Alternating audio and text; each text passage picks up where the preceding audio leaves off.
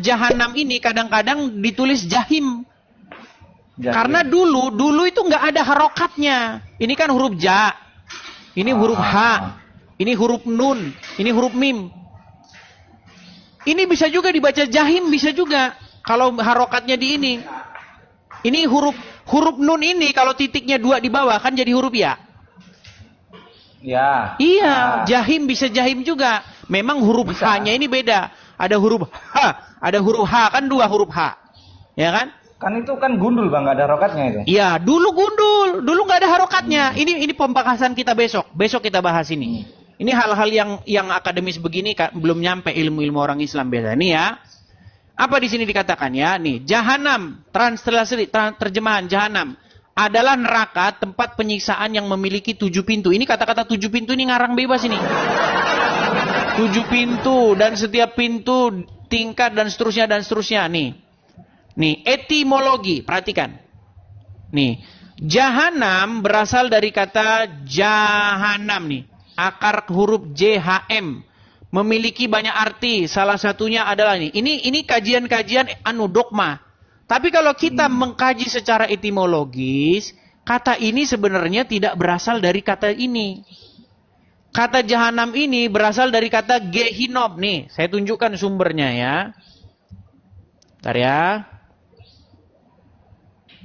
Sekali-kali kita harus teman-teman ya. Nih Bang, ini sayangnya bahasa Inggris ya. Mau saya terjemahin Bang? Nih. Boleh. Nih Gehenna, nih kata Gehenna ini atau Gehinom Hebrew. Ben Hinnom. A valley of Hinnom. Ini lembah dari Hinnom. Ya. Adalah satu tempat yang di dalam Bible seperti yang saya ceritakan tadi. Ini tempatnya itu ada ini. Ya. Nih, Gehinom. Tempat pembuangan sekarang tempat pembuangan sampah. Nah, etimologi nih. Nih, secara etimologi akar katanya berasal dari ini. Dari Valley of Son of Hinnom. Lembah milik keluarga anak-anak Hinnom. Nih, the name Gehenna derives turunan dari bahasa Yunani nih, Koine Greek, yang ditemukan dari bahasa di dalam Perjanjian Baru. Nih, ini asal usulnya dari Bible. Jadi kata jahanam itu berasal dari istilah Bible. Makanya kalau abang belajar Quran, ditarik tafsir-tafsir, itu kata jahanam itu masuk ke dalam kata-kata mustaribah. Bahasa-bahasa yang diambil dari kitab-kitab terdahulu. Masalahnya umat muslim tuh udah langsung anti kalau disuruh sekolah kayak begini. Mereka lebih senang baca ini tausiah nih. Iya.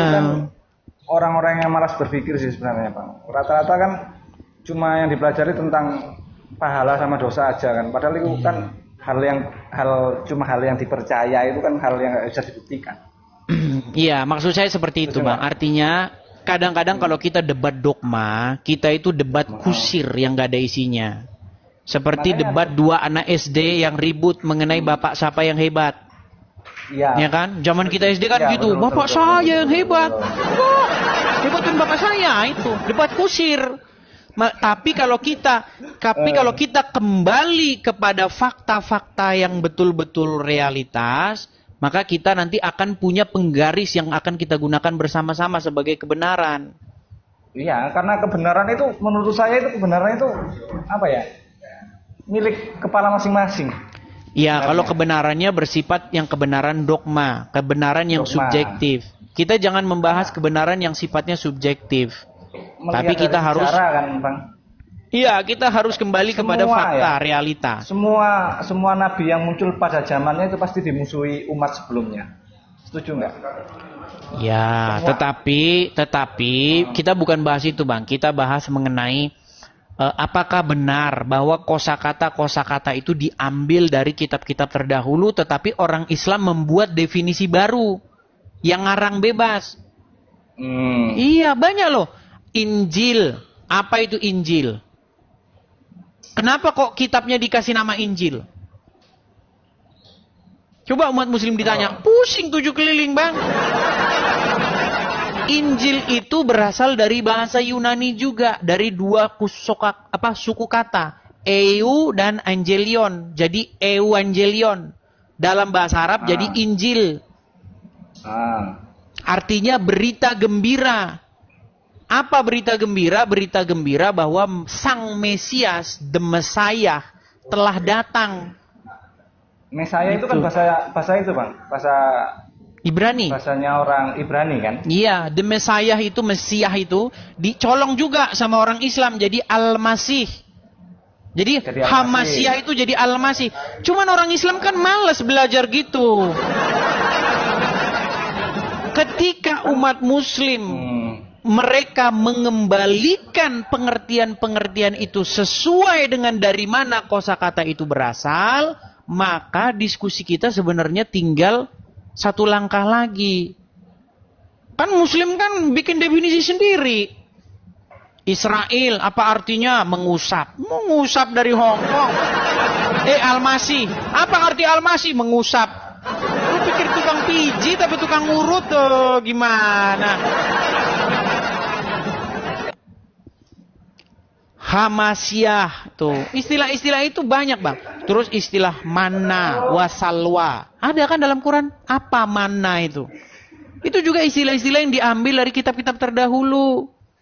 Cuman umat muslim langsung alergi. Dengar Injil dengan Taurat. Ih, kafir. Kafir. Gimana? Gak tahu kafir itu apa sebenarnya bang? Kafir itu apa sih sebenarnya?